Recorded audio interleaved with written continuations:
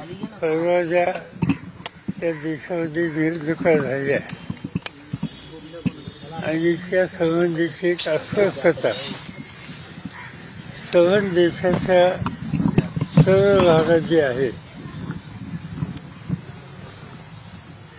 त्याच्याबद्दलचं जे जनमत आहे ते जनमत बाबांनी हा कार्यक्रम हातामध्ये घेतला खुश होण्याचा त्या माध्यमातून व्यक्त होते.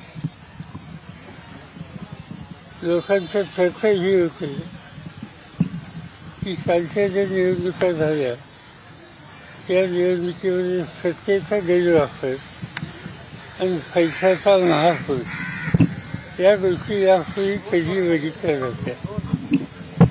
स्थानिक पातळीवरच्या ज्या निवडणुका असतात त्याच्यामध्ये अशा तक्रारी कुठे ना कुठे ऐकायला मिळतात, नाही असं नाही.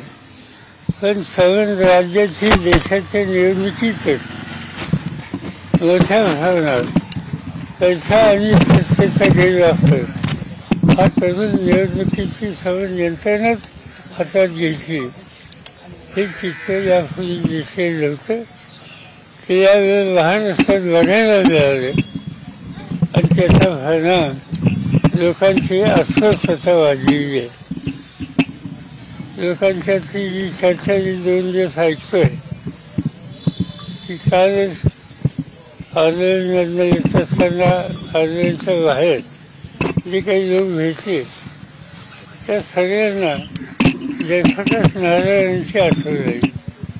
आज कुणीतरी या दृष्टीनं प्रभावी पाऊल टाकण्याची आवश्यकता आहे.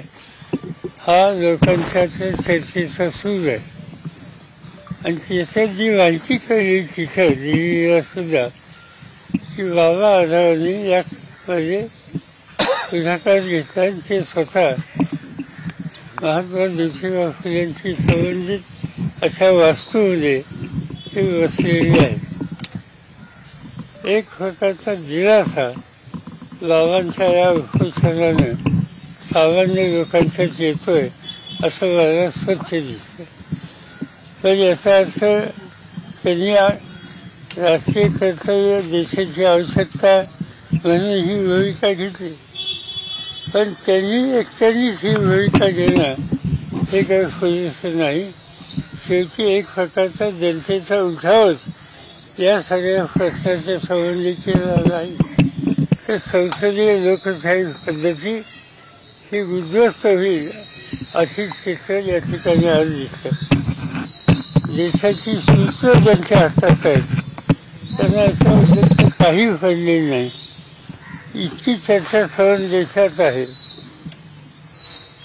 आणि हे माहीत असताना संसदेमध्ये हा प्रश्न उपस्थित करण्याचा प्रयत्न दोन्ही सभागृहामध्ये विरोधी पक्षांनी केला तर त्यांना बोलून द्यायचं नाही.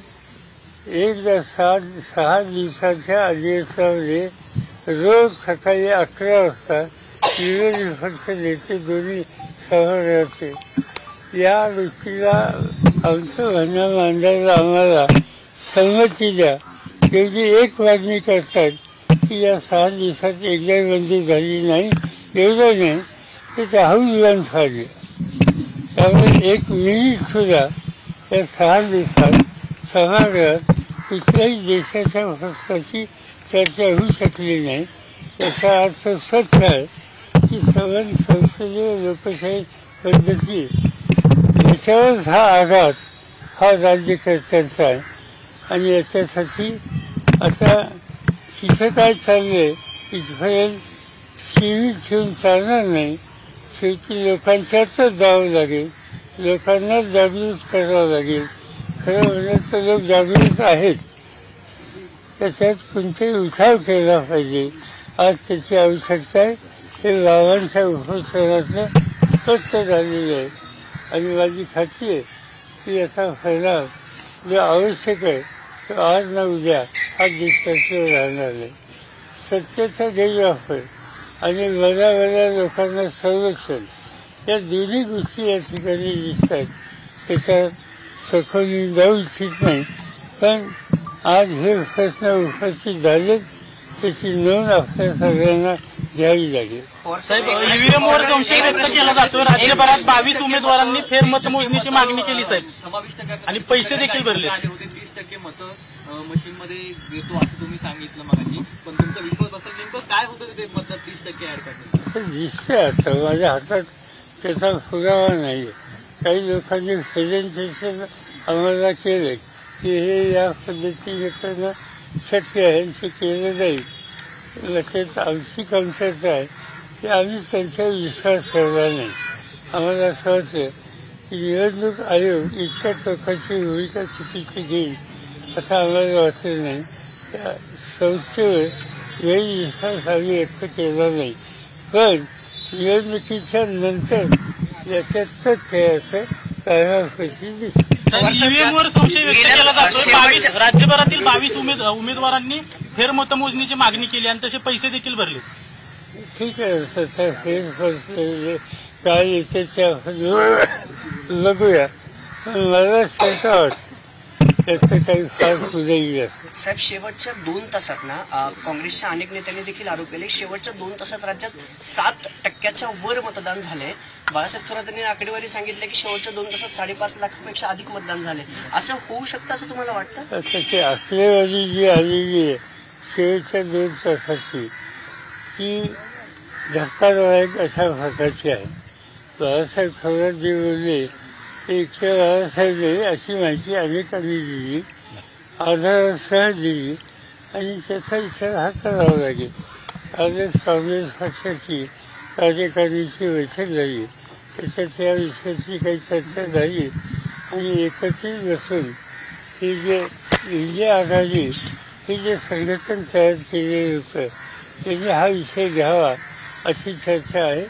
माझ्या मते सोमवारी मंगळवारी त्याच्यात काहीतरी निर्णय होईल.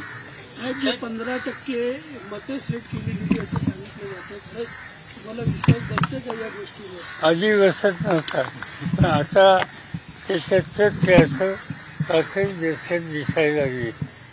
साहेब, एकनाथ शिंदे गृहमंत्री पदावर अडून बसलेले आहेत. गृहमंत्री केलं तरच उपमुख्यमंत्री होणार नाही तर दुसऱ्या कोणाला तरी पद देणार. स्थापन होत नाही. त्यांना विचारून गमत असं आहे की इतकं स्पष्ट बहुमत असताना या राज्यात सरकार बनत नाही आणि आजच वाचलं की आता 5 तारखेला काय होण्याची शक्यता. याचा अर्थ स्वच्छ आहे की लोकांचं मत बहुमत या सगळ्या गोष्टी काही महत्त्वाच्या नाहीत. जे काही चाललंय ते राज्याला यश होऊ नये. देश विदेशातील प्रत्येक घडामोडींचे लाईव्ह अपडेट मिळवण्यासाठी आता साम टीव्हीच्या सर्व सोशल मीडिया प्लॅटफॉर्मला लाईक, फॉलो आणि सबस्क्राईब करा. तसंच सर्व नोटिफिकेशनसाठी बेल आयकॉन प्रेस करायला विसरू नका.